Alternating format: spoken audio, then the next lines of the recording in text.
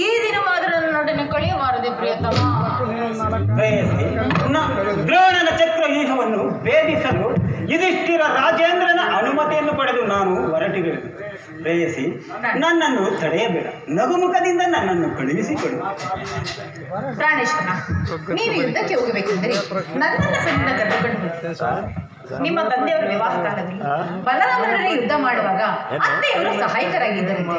ಈಗ ನಾನು ನಿಮಗೆ ಸಹಾಯಕಳಾಗಿ ಆಯ್ತು. ಆ ದಿನ ತಾಯಿಯು ಉಪಾಯವಿಲ್ಲದೆ ಅಸ್ತ್ರಧಾರಣ ಮಾಡಿದಳು. ಆದರೆ ಯುದ್ಧ ರಂಗವು ಸ್ತ್ರೀಯರಿಗೆ ಉಚಿತವಾದ ಸ್ಥಾನವಲ್ಲ. ಯುದ್ಧಕ್ಕಾಗಿ ಹೊಸ ಬಿಲ್ಲನ್ನು ತಂದಿದೆ. ಎಲ್ಲಿ? ಒಮ್ಮೆ ಬಿಲ್ಲನ್ನು ಎತ್ತಿಕೊಡಿ.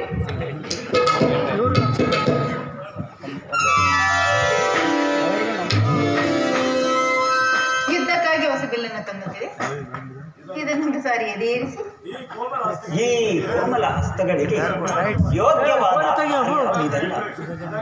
ಆನಾಂಗ ರಾಜ್ಯಲಕ್ಷ್ಮಿ, ನಿನ್ನ ಸಖಿಯರು ತಿರಿದು ತಂದ ಹೂಗಳನ್ನು ಎದೆಗೆರೆಸಿ ರೂಪುಗೊಂಡ ಗತಿ ಚಂಚಲ ಕಟಾಕ್ಷ ಬಾಣಗಳನ್ನು ಹೂಡು.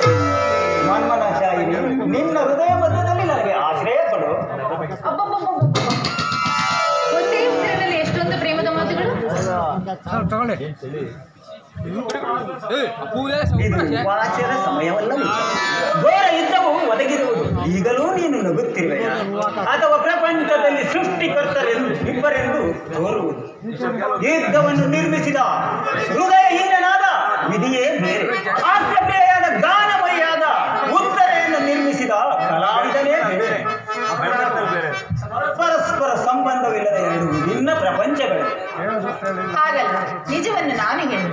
ಒಬ್ಬನಾದ ವಿಧಾತನು ಇಬ್ಬರು ಉತ್ತರೆಯನ್ನು ನಿರ್ಮಿಸಿದನು. ಇದುವರೆಗೂ ಹಾಸ್ಯಮಯ್ಯಾದ ಗಾನಶಿಲೆಯಾದ ಉತ್ತರೆಯನ್ನು ನೋಡಿದೆ.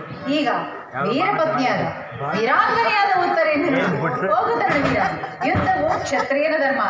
ನೀನು ಆ ಧರ್ಮವನ್ನು ಪರಿಪಾಲನೆ ಮಾಡಿ ಸಂತೋಷ ಚಿತ್ತಳಾಗಿ ನನ್ನನ್ನು ಕಳುಹಿಸಿಕೊಡಬಲ್ಲೆಯ? ನನಗೋಸ್ಕರ ಸ್ವಲ್ಪವೂ ದುಃಖಿಸುವುದಿಲ್ಲ.